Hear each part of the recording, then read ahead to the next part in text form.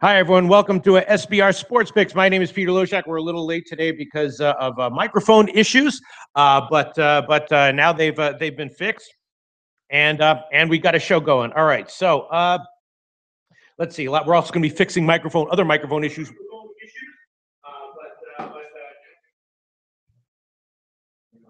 Okay, all right. Okay, so we got. Let's see what we got today. One game are all the mics set up, guys? Yes. All right. Do you have a microphone? They can hear me. Okay. All right. Okay. So are we done? Okay. Thanks. Okay. So MLB regular season is over.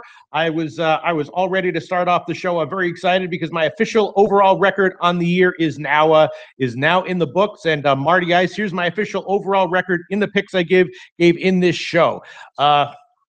Overall, 329 wins, 286 losses. Okay, hold on a second.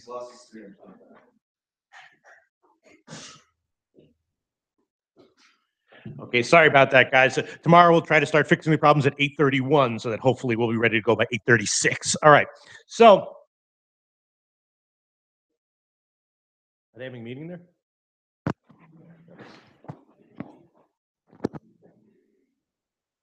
You guys have that meeting here? Can you have it somewhere else? The other room? The other room used? The other room?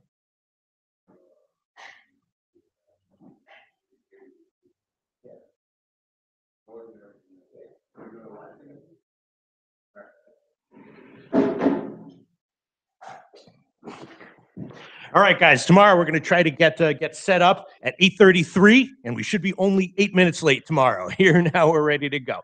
Okay. So, yeah. All right. Okay. So, just one game today. Okay. Of course. So it can be a short show, but I did have a good. Well, let's start off with MLB. My overall record in MLB: 329 wins, 286 losses, average line of -109, plus 14.3 units, plus 2% ROI, and 2% ROI is always the goal every year for what I want to do in an MLB. Of course, those are just the picks I gave in this show. My bets. I have a lot more bets, so that means that I usually have a lower ROI than that, but much higher unit results. So, and that is how my season went. But in the picks in the show, plus 14.3 units, plus 2% ROI. And of course, since I started wearing that Yankees jersey on July 5th to change my ways and my luck, since that day, that was on July 5th, 183 wins, 131 losses, average line of -109, plus 40.2 units, and plus 11% ROI. That's since July 5th, up 40 units. So very good. Sorry, in all sports or just baseball? No, just baseball. Just baseball. All sports is even more. MMA, as of right now, MMA and boxing overall, 26-16, plus 11 units, plus 19% ROI. And MMA is better because my boxing numbers are not that good.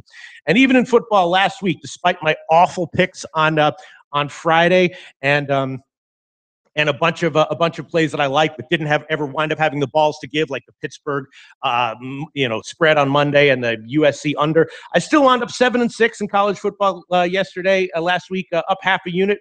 Overall in college football, 35-26, plus 6.5 units, and a plus 10% ROI. So. All my records in all sports very good right now. Of course, we have NHL and an NBA starting up. Not exactly sure how I'm going to handle those. Normally, I don't have time to handicap NHL, and I do have time to handicap NBA, and I'm horrifically bad in it, notably fadeable long term. So we'll see how things shake out this year. I might start focusing in on NHL. I think at least for the first week I will, because it's a short week here until the NBA starts. NBA, I'm going to try to spruce up my model and my spreadsheets between now and the beginning of the regular season.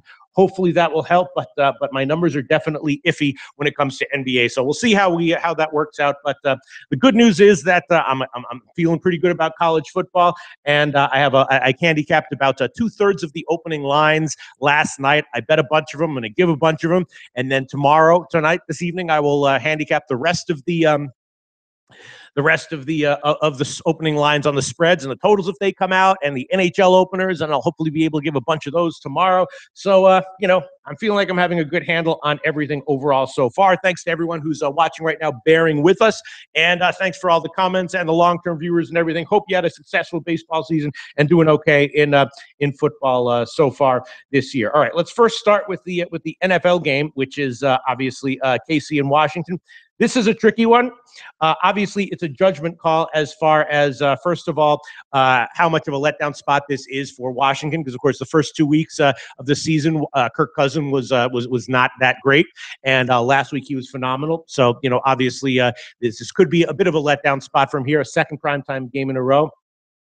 The other issues, of course, are a couple of key injuries. Jordan Reed has been out for Washington, and I still don't know whether he's supposed to play or not. I've been reading that he's questionable. My assumption is that he will play. I know last week it was a game time decision, and he suited up. So I'm assuming Jordan Reed will be in. That'll be a big boost for Washington. The Chiefs, of course, have a bunch of injuries, and there's the right tackle is also questionable for this game. And if he's out, that's a big hit for them. So obviously, it's tough to play at KC in a primetime game. But my sense is that Washington getting 7 here is a little bit too many points. The Chiefs, of course, great at home, but Marty Ice, over the Chiefs' last 13 home games, what do you think their record is ATS? Last 13 home games. The Chiefs are great at home. 2-10. No, 2-11. 2-11. Not quite. 4-9. 4-9 ATS. But the point is that as good as they've been overall at home, and as far as straight up wins are concerned, they've been overvalued.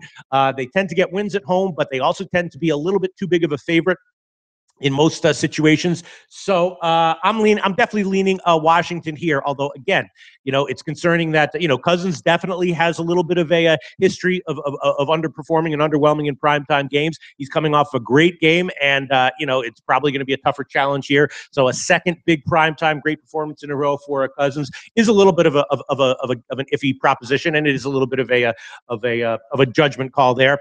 But I'm leaning that way. The injury situation I think benefits the Redskins as well, and also a slight advantage that might pop up here. The Redskins passing game this year has not been what it once was, but I think there's a possibility that at some point in the near future it'll get better, and it could be starting tonight. Terrell Pryor and Doctor have been their 2 receivers, and those guys have kind of underachieved so far this year, but there's promise, there's reason to believe that they might take a step up, and if they do, then the Redskins passing game will become very potent, especially with Reed getting healthy and that running back Thompson.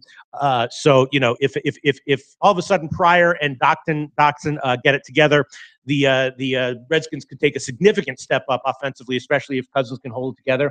And then the Chiefs, great, awesome team, but again, issues on the offensive line, some question marks as far as pass protection is concerned. Smith is great, obviously. Tyreek Hill and Kareem Hunt, great. The defense, very opportunistic.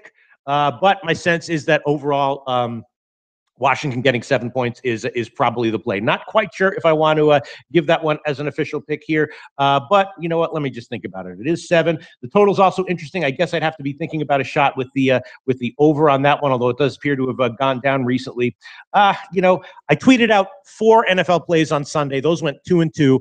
Basically, 3 of the picks I think were great, and one of them was close and just lost. The other one was the Chargers, which turned out to the Chargers, man. I said it from the beginning of the season. I was like, these LA football teams are probably going to be good bets on the road and bad bets at home, just like Toronto in the CFL, because no one goes to the friggin' games. I mean, that does affect the team. Yeah.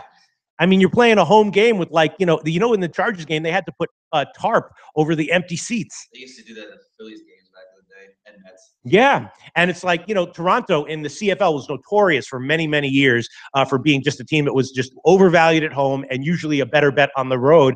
And I predicted at the beginning of the year that was probably going to be a case with the LA teams this year. And I didn't heed my own friggin' advice. I did take the Chargers, and I also fucking took them as a 3-unit play in the Jimmy the Bag contest. I went 3 and 2 in the NFL, but lost my 3-unit play. So this week in Jimmy the Bag. Really? Yep. You went 5 and 0? No, 0 and 0.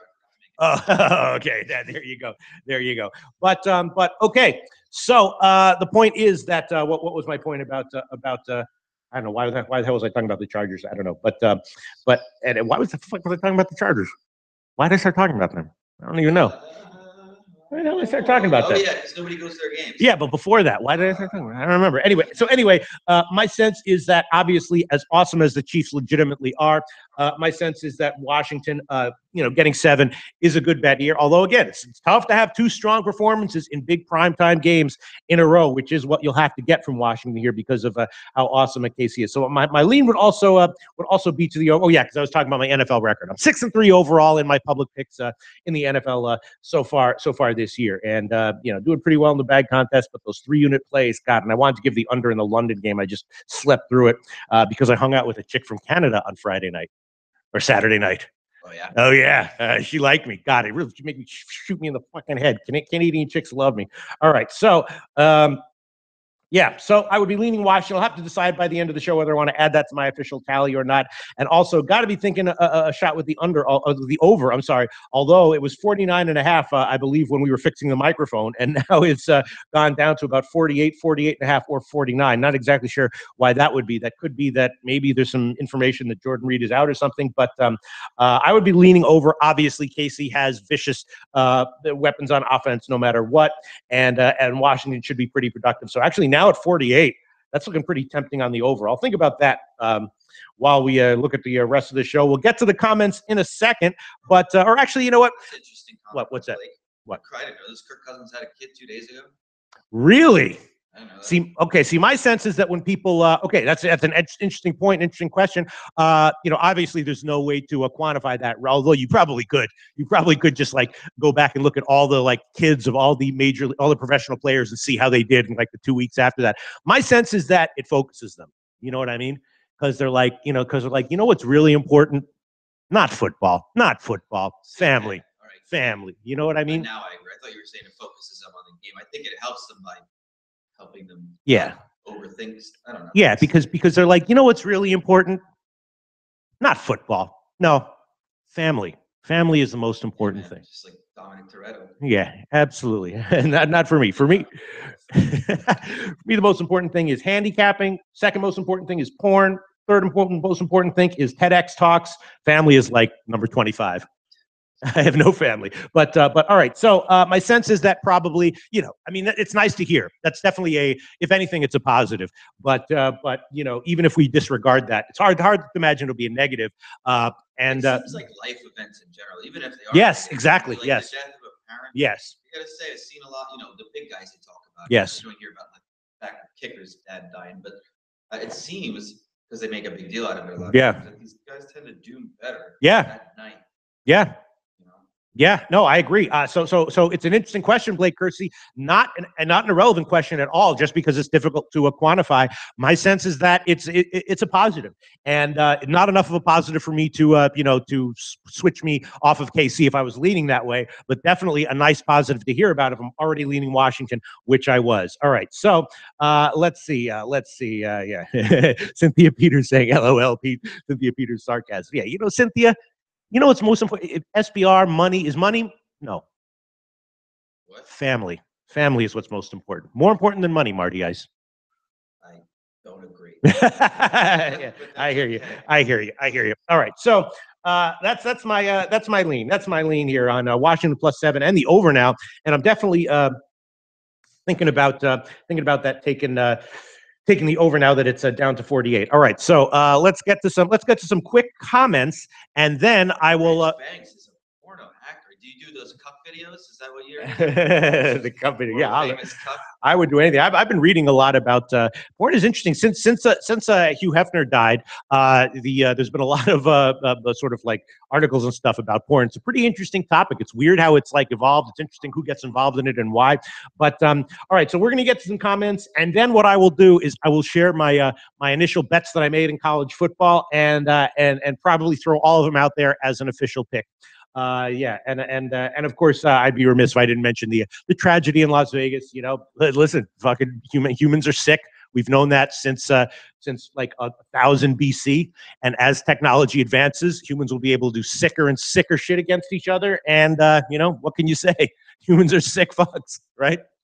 Yeah, that's pretty much all there is to be said. I mean, if it gets to a point where people can have like a handheld nuclear bomb, humans will start nuclear bombing events, with their handheld nuclear bombs. I mean, it's and people are like, maybe we'll be able to genetically engineer humans to be less sick and sadistic as a group in the future, and then we will have survive long term. If not, we won't. But we could, but it would take too long. Yeah, it would take too long. Exactly. Evolution doesn't work that quickly. Yeah, exactly. So to anyone who is concerned about that or is affected by that, that is a very terrible tragedy. There's nothing much to say. It's just a tragedy. Humans are sick, and there's going to be more of them. That's for damn sure. All right, so let's get into some comments here. And loose cunt. I sound like Joel Osteen.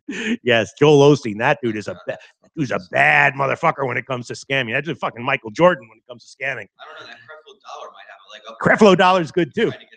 $50 million jet. Yes. The Lord's word Yes. Creflo Dollar is great. Michael Maeda talking about the fading Bartolo Colon yesterday. No, I actually had the under and bigger on the second half under yesterday. I could have tweeted out my baseball picks, but I was didn't. Great news coming out of Bartolo Colon. What's that? Well, Omar Vizquel was the first base coach they played against last night, right? He went up to him after the game and he said on an interview, "It was great. I saw your very first at bat or your very first pitch, and I seen your very last pitch." He goes, "What are you talking about? I'm not going anywhere." Really?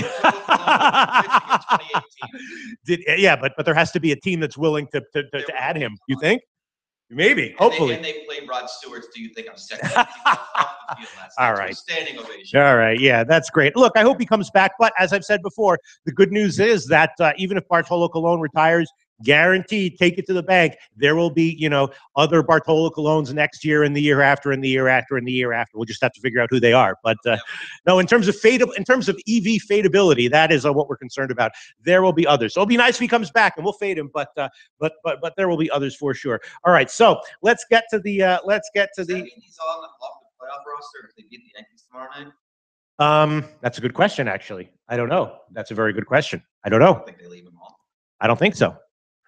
I don't know. That's a good question. We'll have to look at that. Yeah, if he's it might be usually those auto fade pitchers are not around by the end of the year on teams that are in the playoffs. But I guess there's a possibility because he actually, as you said, Series MVP. There were times when he was okay, over the past couple months and stuff. Yes. And Yesterday he was fantastic. Yes. And I was very good at not getting trapped by any of his good starts in general. All right, so let's quickly get to college football here. I will discuss all the bets that I made on the opening lines and maybe share them. All right, the first bet I made. Let me put up my college football notes so I can remember it. The first one I'm seeing Ole Miss at Auburn. I did bet Ole Miss there at the +21. That's a lot of points. I feel like Auburn is obviously a great team. Very, very potent, but maybe a little bit overvalued. Maybe a little bit of a down spot for them. Hold on, let me just pull up my notes. Pulling up my college football notes here. Let's see, Auburn. What's so funny? Cynthia's just having fun in the chat. Yeah. Auburn also has they have LSU coming up next week. A tough three-game road schedule coming up, and I think they might be Ole Miss is second off bye. They got blasted by Alabama. Feels like a good spot for Ole Miss. That's actually the pick that the bet that I made that I'm liking the least out of all of them. But I think I will throw that one on there because this is going to be a week where I have a lot of balls. Ole Miss +21 -103 is the line right now at Pinnacle, and I'll take that. Then the next bet that I made, which I'm definitely liking a lot, or at least a good amount, is I did take Kansas. Now I got 17. It's now 16.5 market wide. Kansas, of course, is off a bye. This is also going to be looking to bet the over on because, of course, Kansas is playing an air raid offense now, and Texas Tech is what they are, a good defense, but still. Should be a high-scoring game. We'll see what the line is when it comes out. But let me see. We'll see what the line is when it comes out. If it's anything, 80 or lower, I will probably be all over the over on that one. And I did bet, Kansas, they played the West Virginia game, and everyone was talking about how West Virginia was going to roll over them. The line wound up landing. So if you took West Virginia on the opening line, you covered. If you took West Virginia on the closing line, you lost. If you took Kansas on the closing line, you covered. Not a bad result against against West Virginia overall for Kansas. Now they're going up against Texas Tech, and I'm leaning Kansas coming off a bye. I got them at 17. I'm a little bit annoyed that isn't available right now, but I'll have to take 16.5, and I will take it plus 16.5 minus 102, and that is, again, the current line at Pinnacle. Another bet that I made, Eastern Michigan against Toledo. Eastern Michigan, of course, has been is an excellent version of who they are this year, and I have been looking to bet on them with some success this year. This game, though, I think favors Toledo. Of course, we saw Toledo. Toledo's off a bye. Their last game was against Miami, where they play a tough Miami team, a tough assignment, where they played them tough for a half. And Toledo, of course, is a great version of who they are this year.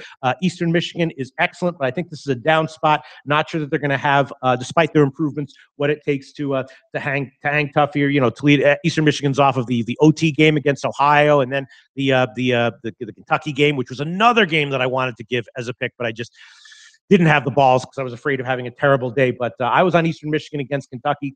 This week, I'm going to be on Toledo. Toledo off a bye, a good team. And I think if Michigan gets down a bit, they might just not have the energy to hang close. So it's understandable why this line is high. And I did bet 13, and 13 still available. I'll take minus 13, minus 110. That's at Bookmaker and bet DSI. Toledo minus 13. Then let's see. Another game that I bet, and I was a little bit surprised by the opening line, was I took Eastern Carolina over Temple. Now, watchers of the Saturday morning show know that I wound up taking Temple as a big underdog against Houston. I liked them earlier in the week when they were 14-13, didn't have the balls to give them. And then when I was, the late money came in on them, and at the time I had to take it at 11.5. But I liked it enough that I liked it so much that I did take it at 11.5. But it was a little bit close. Temple struggled a little bit, and I'm not exactly sure why they should be a road favorite here against East Carolina. They did improve on the offensive line last game, but I'm still not quite seeing road favorite against East Carolina. So I bet that one. That's a game I might take back by the end of the week when I do my deep research, in-depth research. And if that's the case, then I'll just take it back at whatever line is available at the time. But I will give East Carolina +3 minus 105 at the Bookmaker and bet DSI right now. Just not quite seeing Temple as deserving of being a road favorite there. Let's see. Another game that I did bet. A lot of MAC games I'm liking this week. Central Michigan and Bowling Green. I'll talk about both of those.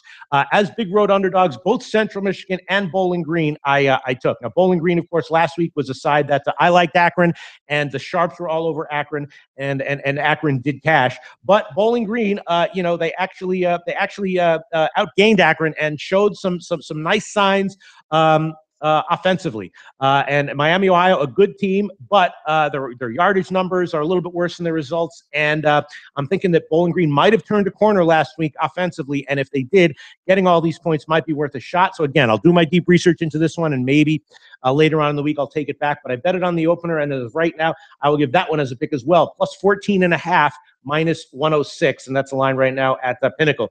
And then Central Michigan and Ohio, same kind of deal. Central Michigan, wait, hold on a second. Shit. Was that Central Michigan and Ohio? Of course, Central Michigan, regular viewers of our videos know that I've been fading Central Michigan since they lost a bunch of star players in their receiving core, and mostly been cashing with that. They got beat down last week at BC, and I did not take Central Michigan on that one, but I did take the under, and that one cashed. That was another one of my official picks that I gave in the show, BC and Central Michigan under, and that one cashed. But Ohio is off that. They beat UMass in that super high scoring game. Central Michigan is showing some kind of ability to gain yards. They were even with BC in yardage in their last game. And Ohio, outgained by UMass in overtime, super high scoring loss. So I'm thinking that Central Michigan is a good bet here, getting double digits. Ohio is a very reliable, steady MAC team, but that might play into betting against them as a big favorite because they're not usually the type of team that has a big, unexpected, great performance. They're very even as MAC teams go. And Central Michigan looks like they're improving a bit and might be dealing with the losses at receiver that they suffered in the beginning of the year. So I'm going to take Central Michigan here. I bet it on the overnight line, and I'll take it +12 minus 105 right now. That's the line at BetOnline and sportsbetting.ag. And then another bet that we're covering a lot of college football games here, but that's what this is, a sports betting show, right? It's not a show about like stupid jokes and shit like that. Yeah, sadly, there's no reason that for me not to cover all these games, right? Texas, right? No baseball today, so why not, right? Yeah. I'm telling you, Marty, guys, I was like, now with the baseball regular season over, I am focused on college football right now, and I'm doing pretty well where I track my picks, which is at Covers, and of course my record here in this show, 35 and 26. Will that be your focus until it's over, or are you gonna do a little basketball? Well, I mean that's okay. I mean, yeah, I don't know. I mean, that's the problem is, like, Marty, guys. One thing about me that is, as you know, is that I'm a super honest guy. Easy to be honest when you're kicking ass, right? It's hard to be honest when, and you know, I've had some runs. My long-term record in NBA is way worse than a coin flip, like really bad, really bad.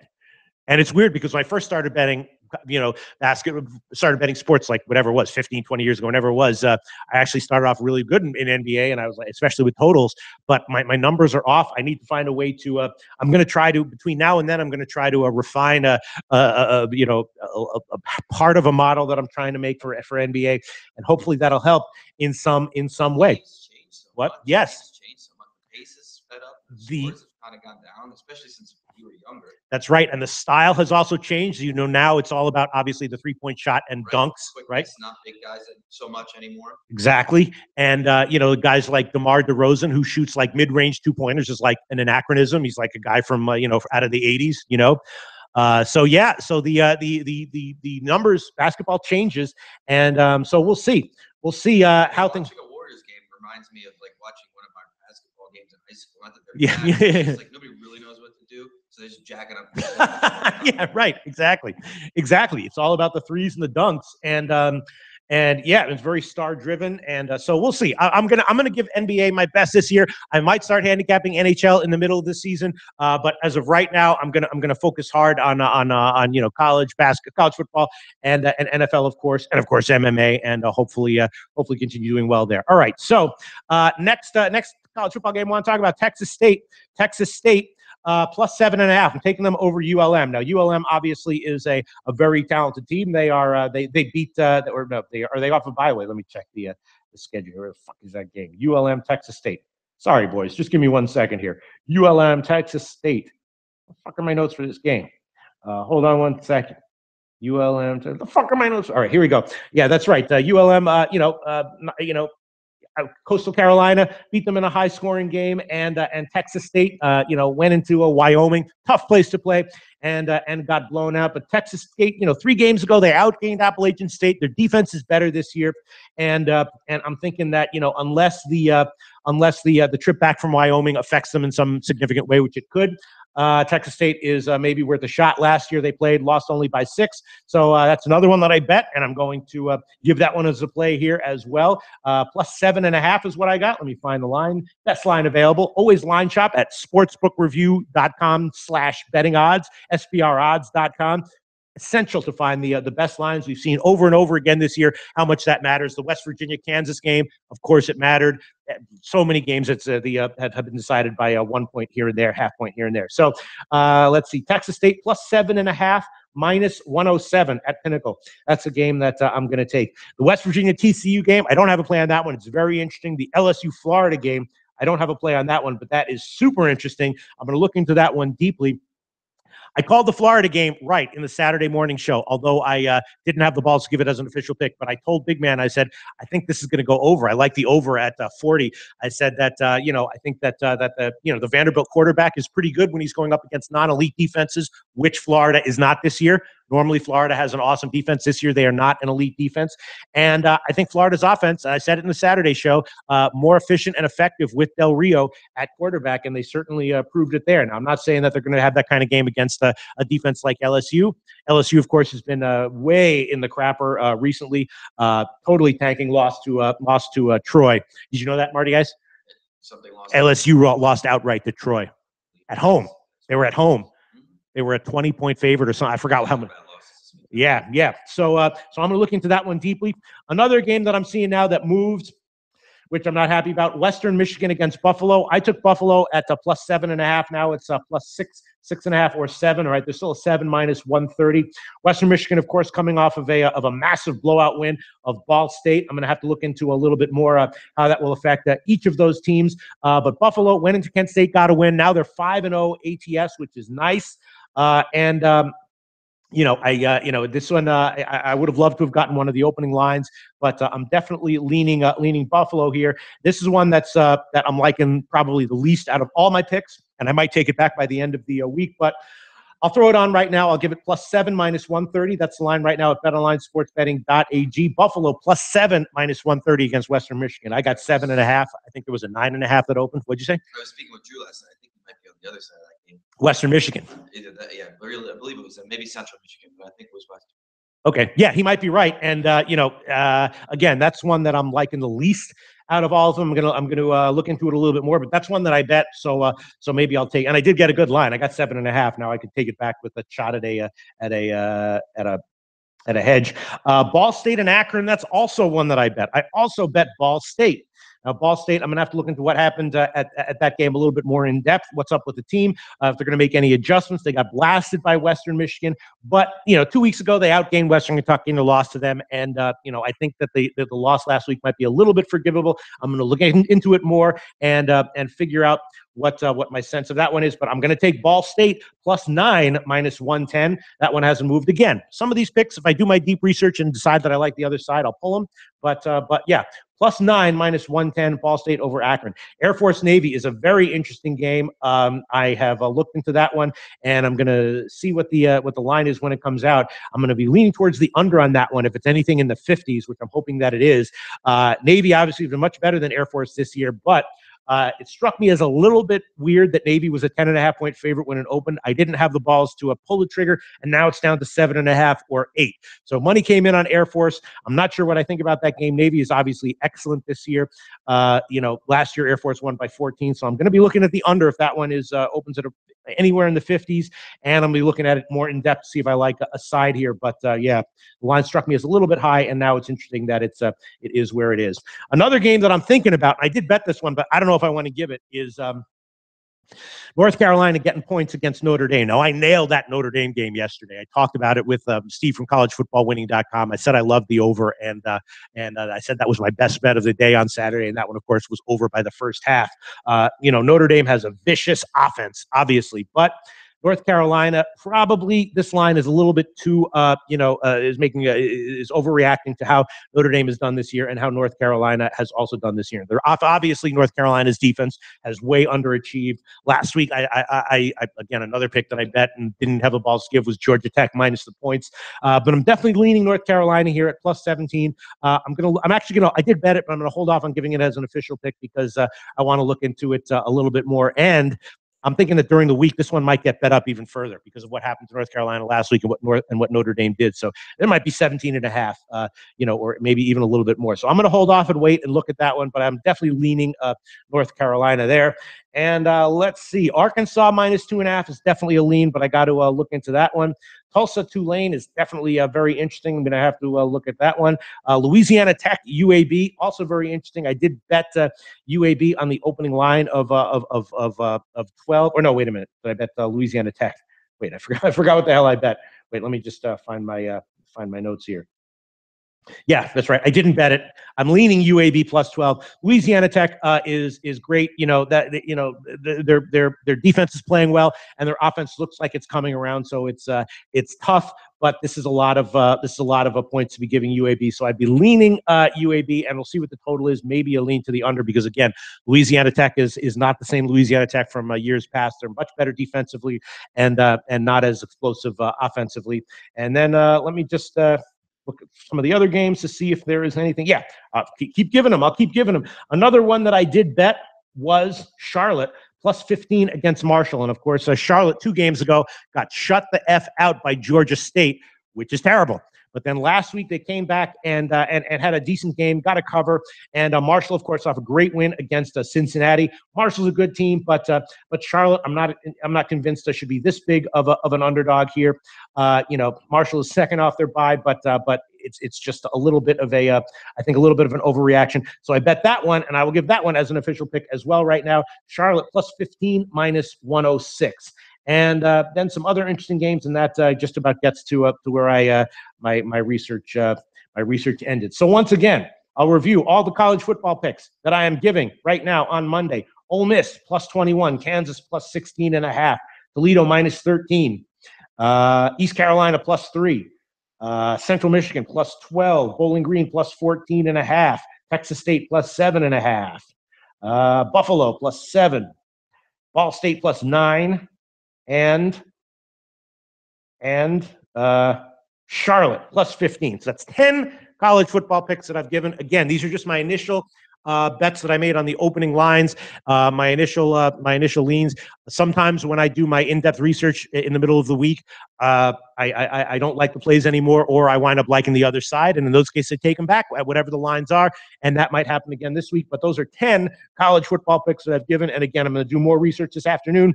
And tomorrow we'll come with more picks for the rest of the games, and if the totals are out, maybe some totals plays as well. So that's my initial breakdown of college football for this week, upcoming week, and let's get to some comments right now, and then I'll make a final decision on the NFL game. What? MLB tomorrow. Waiting on that. We're gonna wait. We're gonna wait tomorrow. We're gonna wait. Well, what do you just think? I mean, not even odds. Who is it? It's Santana against Santana and Severino. Yeah, and it's what's the line again? Here, let's. I don't know. Yeah, I mean, my guess is because of the way the market goes, the Yankees are going to be like -200, right? It wasn't that much. No. I glanced at it. Yeah, I mean, I actually usually for baseball, I love regular season, and then most sports, I love the playoffs more than the regular season. NBA definitely, NHL definitely, but in baseball, 240. Yeah, I mean, in that spot, I'd have to be thinking Minnesota, but I don't bet. Not to bet on. I'm just curious. Yeah. The game's gonna go. I mean, I don't bet on MLB playoffs that heavily at all. I find that I don't have a big edge on them, and they're not that compelling as opposed to other sports. I mean, baseball is much more of a sport that lends itself to like small edges consistently, like riding the wave of the regular season. Not so much to a playoff baseball. It's just kind of weird that the regular season is 162 games, and then the wild card is like one game. It is weird, for sure. Weird as hell. When you think about it, like football playoffs, it's just one game all, even from wild card on. Right, but that's because each game is so intense. I mean, I'm thinking like the wild cards would be better. It would be like whoever is the top seed in the wild card, maybe they only have to win one game, whereas the other team has to win two or something like that. So that it means more. Or you got to win by 2. Yeah, or something. Yeah, that would be interesting. That would actually be quite interesting, actually. But all right, so let's see. All right, so looking for some. Dan Kelly saying, Pete, loving the MAC. The MAC is an interesting conference because there's a lot of because some teams are very consistent and some teams are all over the place. There's a lot of times in the MAC you see one team being terrible one year and then great the next year, and you even see that within the seasons. So there's a lot of the MAC. I feel is a great conference for identifying which teams have turned a corner either on the positive or the negative, and betting into those stark turns as opposed to like the SEC where teams are a lot more consistent. You know what I mean? Like Auburn when they suck, they're sucking the whole year, and Alabama when they're good the whole year. So yeah, it's a little bit of a coincidence that I'm liking the MAC so much this week, but yeah, in general, yeah. All right, so let's see. All right, so let's see. Let me just get to see if there are any other questions, and then we'll finalize the football pick. M. Sizza says I'm on Alabama and Clemson. I have not looked at those games fully yet, but let's see. Let's see. Just quickly visiting. Quickly looking at the Mike Eep saying, "Hey Pete, you liking any props in the NFL tonight?" Well, I didn't look at any of the prop odds yet. Props can often be a great way to bet these lines. I mean, obviously, it depends on whether that offensive lineman is in for KC or not, and if Jordan Reed is in for Washington or not. Props tend to be when I'm not liking a side or a total, but I am kind of leaning Washington, and I am kind of leaning the over just because I'm thinking we might see a sneaky improvement from Washington's passing game here with Pryor and Doctson, or we might see them completely get blown the F out at Arrowhead, which happens all the time. I mean, if KC wins this one 34-7, that would not be a surprise at all. I'm just saying, you look at the whole game in aggregate, and I'm leaning Washington and the over. All right, and I haven't looked at any props yet, but there might be some good props going that I'll see. All right, let's see. Check out Will Hill has these cool things. They're called U odds or your odds or something like that. From what I ascertained, essentially you make up a prop, you submit and they'll give it to them. They'll kind of put some odds on it. So like last night there was odds for both quarterbacks to go over 300 yards and like Jacoby Brissett to run in a touchdown or something. Oh, you mean you submit the prop and they offer it to everyone, not just you? Oh, wow, that's cool. So I mean, if you go on right now for the game tonight, there was probably 60 or 70 from last night's game, all stuff like that. I mean, and are they fucking like obscure. They're smart. They separate them out into like odds. So there's like real long shot stuff. Yeah. 2 defensive touchdowns, or like even right. This offensive linebacker do this. It's pretty fun to look at it. Yeah. I don't know about. How are the odds? How's the juice? Is it like sick 50-cent juice, or is it like normal 10, 20-cent juice? I don't know. You'd have to look at it. They're strange. They're strange props. Right. In general, so that sounds cool, though. You know, prop betting is for you know, if you could get the same amount of money down on props as you could on sides and totals, most professional bettors would only bet props because even to the point I remember the first score to be a safety last night, which was close, almost. You know, but that was huge odds. I mean, that's a crazy thing to bet on, but I mean, it almost happened. Yeah. Rich Banks saying I cash a higher percentage of second half bets after I watch the first. Yes, Rich Banks. I love second half betting in general. I do very well with it. Even with my horrible pick with the Chargers last on Sunday, I had them. I was all over them on the second half, and that one cashed. Also all over on the Jets. Love second half betting in all sports. Rich Banks. It is very time consuming though, because you have to be sitting there waiting for the second half bets to come up, and you have to check the halftime stats. It's not like a full game bet where you can just make your bet and then go hang out with your friends. So yeah, I mean, second half betting will completely sap your social life. But I love second half bets, and they can be very, very valuable. And wow, Rich Banks says NBA is easily my best sport. No shit, Rich Banks. Well, maybe we'll have to get Rich Banks on as some kind of like official NBA consultant for this show, because I'll tell you what, I could use the help, Rich Banks. Rich Banks, really. And Mike Keep says Mike Keep, my best NBA angle is bet the dog when Gary Zielinski or Danny Crawford are reffing. Yeah, I mean, refs obviously in the NBA is still a great angle to look at, and I agree with you, Mike Keep. Definitely, please post some of that stuff when. I'm going to try to get my numbers in order, but Rich Banks, NBA is easily his best sport. Well, help us out, Rich Banks, if you can, because I need some help in NBA. Absolutely. What do you see as teams that are going to take a step up this season? In NBA, I haven't even done my research at all.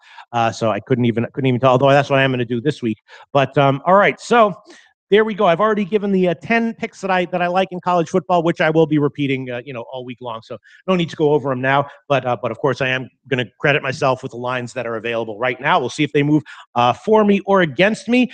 And McGrogster saying NHL pistol. I love NHL hockey playoffs. I love playoffs in the NHL. Regular season, I usually do not have enough time to handicap it. But who knows? Maybe this year I will. We'll see. Who knows? Maybe this year I will. So all right.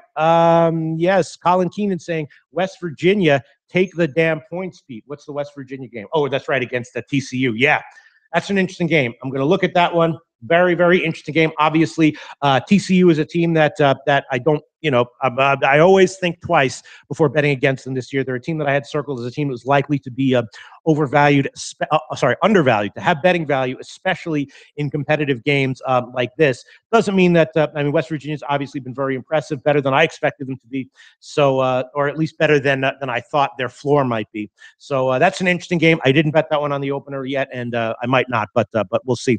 All right. So wow, Danny K, back-to-back weeks of 5-1 in college football. Wow, very nice. I'll have to make sure I'm on here Friday to get your take. Okay. All right. Lou Skunt saying, come on, man, I gave you some good opening lines to discuss. Where? Lou Skunt, where? We gave you some good opening lines to discuss. Where here? Let's see. Hawaii -4 against Nevada. Lou Skunt. I haven't gotten to that game yet. I've only crunched about 2/3 of the opening lines. Hawaii -4 over Nevada. My first thought is probably Hawaii, but we'll see. Let's see. Other Lou Skunt comments. Opening lines. Lou Skunt. Looking for opening lines that were given to us by Lou Skunt. Wow, Kyle Lawson. Hey, shout out all the way from South Africa. Great show. Thank you so much, Kyle Lawson. South Africa, that's a place I would like to live. That's a freaky place. I would love to live there. The apartheid part, not so great. Not so great. But aside from the apartheid, that's a great place. I would love to live there. Yeah. All right. Mike Keep saying, Pete, thanks for all you do. My morning and day is always better when I get to watch this show. Thank you so much, Mike Keep. SBR Brass and Hires Up. Please take note. Thank you so much, Mike Keep. All right. God, Chargers playing Giants next week. Who gets the first one? I don't even know how to see that fucking name, the Chargers. like I said that I liked it at the beginning of the week at Pick'em. I didn't have the balls to give him, but I wound up giving it a worse line. Turned out the Sharps were on the Chargers, and I swear to God, by like the first drive, by the Eagles' first drive, I was like this. I was like, it's a loser. I'm on the wrong side. I'm on the wrong side. I'm on the wrong side. Don't bet the fucking LA teams at home. Don't bet the LA teams at home. That's a good bet. I mean, that's a good choice right now. Yeah. That was just my mistake. Yeah. I went 2-1 on the afternoon plays. My one loser was the Lions team total over, which is fine. I'm fine with that losing. I think it was a good play. Other two plays were big winners. I had the Tennessee over. That one soared over, and I had the Bengals -3. So those weren't even close. Those cashed easily, and the Lions one was close. But then the Chargers pick, unbelievable, fucking bad pick, and they only lost by 2. I almost got bailed out. But as soon as after that first play was done, I was like, oh man, this is a loser. This is a loser. All right. So all right. Okay. So. Let's see. Let's just quickly get to the NFL game. All right. Yeah. I mean, look, the Chiefs are great. The Chiefs are great at home. They have a bad record ATS over the last 13 home games. The line is 6.5 or 7 right now. The total is 48. God, I really want to take that over. I don't know why why would the total go down? Why the hell would the total be going down? The Chiefs can also play, obviously, nice defensive games. All right. I'll take Washington +7. I'll add it on as official pick. I'm 6-3 overall right now in my public picks in NFL. I guess I like it enough to take it. +7, -105 at BetDSI right now. So I'll take that one. +7, -105. I don't know if that's a stale line or if it's everyone else has 7 -115. So yeah. All right. I'll take +7 -115. It's probably a stale line at BetDSI here at SBR Odds. So I'll take +7 -115 and into tops you wager the Greek and everywhere. I'll take it. And actually informed by Kirk Cousins having just had a kid, because he's probably going to focus, because having two it takes a lot out of you mentally to play a great game in a primetime game. So do that twice in a row is tough. But if he's had a kid, he's saying to him, I mean, it would be very interesting for somebody, not me, to take the time to figure out what that does and what that is. And you actually could. Is it his first kid? That matters too. Yeah, right. And actually, that wouldn't be that hard to study, because all you'd have to do is just go back and find out the date of births of all the kids of big major league, big professional players, and then just see how their performances were, a week, 2 weeks, 3 weeks after that. This sounds like something for Harvard Sports Analytics. We should get credit for that if they wind up doing it. Harvard Sports Analytics. Well, you remember how they did that, where they figured out that there was an actual statistically significant impact to dating celebrities. Yes. I do remember that, actually. So it's the same kind of thing. It's the same kind of thing. All right. So I'm going to take Washington +7 -115 on the on tonight's football game. I'm also leaning over, but I'll hold off on that one. Could easily lose. KC, a terrifying beast of a team at home, could easily be a 34-7 blowout. And if that happens, I'll eat it. But +7 -115, I'll throw it on for Washington. I've also given 10 college football plays on opening lines. I'll have a lot more college football stuff tomorrow. NHL starts this week, which I will try to get into if I have time. And of course, NBA starts soon. I'm going to try to get into that. Try to work on making a semblance of a model for the NBA.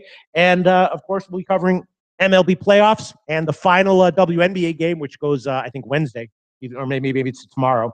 And that's it. So thanks for tuning in. Sorry for the technical issues in the beginning of the show. Thanks for tuning in. Thanks for bearing with us. Thanks for the people next door for moving. Thank you so much. Thanks for Wanma, the tech guy, for coming in here and fixing the microphone in a pressure situation. And not thanks to him for messing it up in the first place. Yeah.